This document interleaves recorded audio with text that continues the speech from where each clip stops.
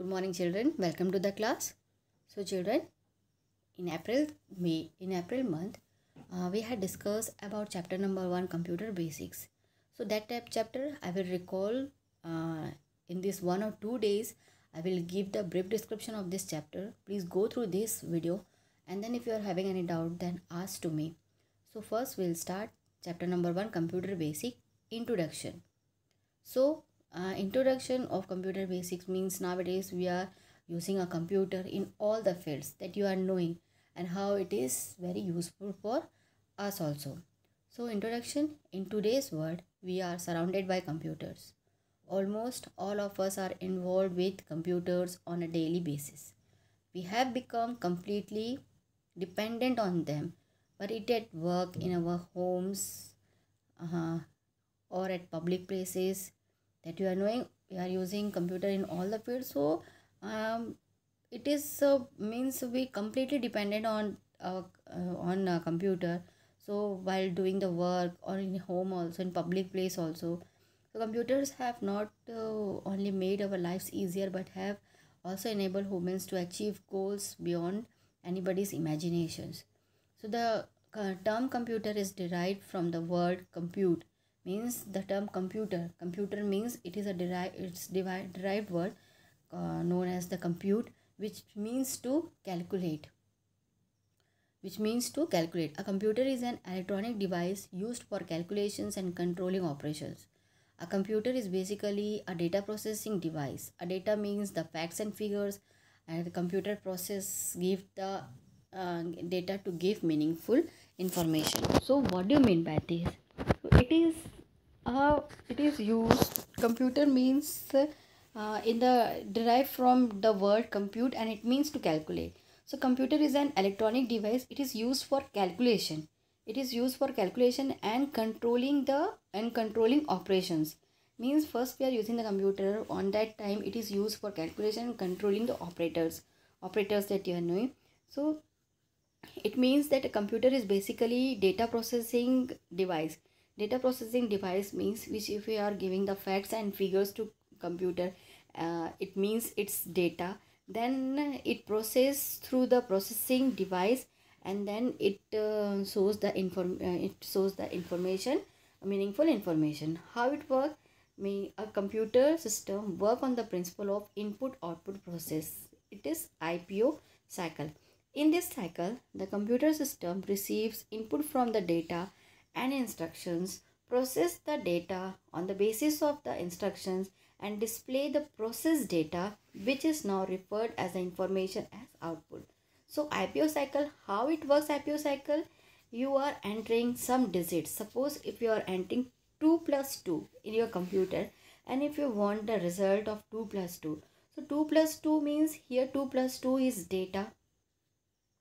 2 is data, and if you are and you are giving the instructions, then you have to add two number means plus sign is there. So instructions you had mentioned there that 2 plus 2 you have to add. So first, with the help of this input device, you are giving the data instructions. Then it goes to processing device. Goes to the processing device means in a CPU. In the processing device, it processes the data, and after proceed the data, it has to show the result as output. So it will display the result of 2 plus 2 on the screen as 4 as a output. So like this it works. So here in the chart IPO cycle, it is mentioned here input device, process, input, process, and output. So which are the hardwares come into the input device is through that input device means keyboard. With the help of this keyboard, you have to give the input to computer. Then with the help of mouse also, you can give the instructions or data to the computer. Then scanner, digital camera, microphone, webcam, video camera, light pen, joystick. These are the different input device. Then processing, where it do the processing work in a CPU. And what is the full form of CPU? Central Processing Unit. Then come to the result part. Result part is known as the output. So output means output, how it shows the output in the on the monitor. It display the output, or in the, or while taking the printout with the help of printer or plotter. It is a output device. So after this IPO cycle, we discuss the function of computer. The function of computer means input device means it accepts data. Input device means it accepts data. Then central processing unit means it processes the data according to the given instructions. Central processing unit means it processes the data according to the given instructions. Then output device means it processes the result. Then storage device means it stores the result. Like this the function of computer work. Then come to the characteristics of computer. Characteristics of computer. The computer has special characteristics which differentiate it from other devices. So first one is speed. A computer works with great speed. It can execute basic operations like addition and subtraction at a speed of few microseconds. Microsecond means millionth of a second for small machine, and 80 nanosecond for large ones. So here it is defined here about the speed of computer. So how means with a nanosecond, how it shows the result if you want to execute the basic operations like addition or subtraction, how it take only a few microseconds to give the result of your calculations. Then accuracy means a computer is very accurate machine. If the input data fed into the computer is correct and the set of instructions given is correct, the result produced will always be accurate.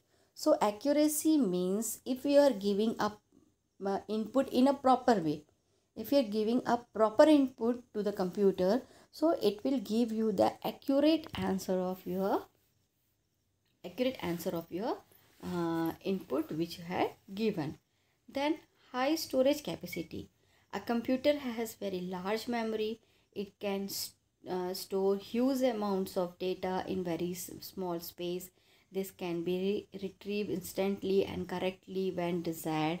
The informations of complete libraries can now be contained its hard disk. So high storage capacity means its memory, it is having a very large memory, and it can store a huge amount of data in very small space, that memory space. Then diligence. A computer does not suffer from boredom, tiredness, or lack of concentrations. Even if millions of calculations are to be performed, it will be performed the last calculation with the same accuracy and speed it had done as first one. So the computer will never feel tiredness or lack of concentration. If you are doing work with computer with 24/7 hours also, it will give you the accurate answer, and that exact time also it takes. It doesn't feel any tiredness, and it will give the it will perform the last calculation with as the same accuracy and speed also. Then versatility. A computer can perform different types of jobs efficiently. It can work with different types of data. For example, that the graphics, audio, visual, this type of data means a computer work with different types of jobs efficiency, and then jobs types of data also. That data should be graphics, audio, video, this type of data.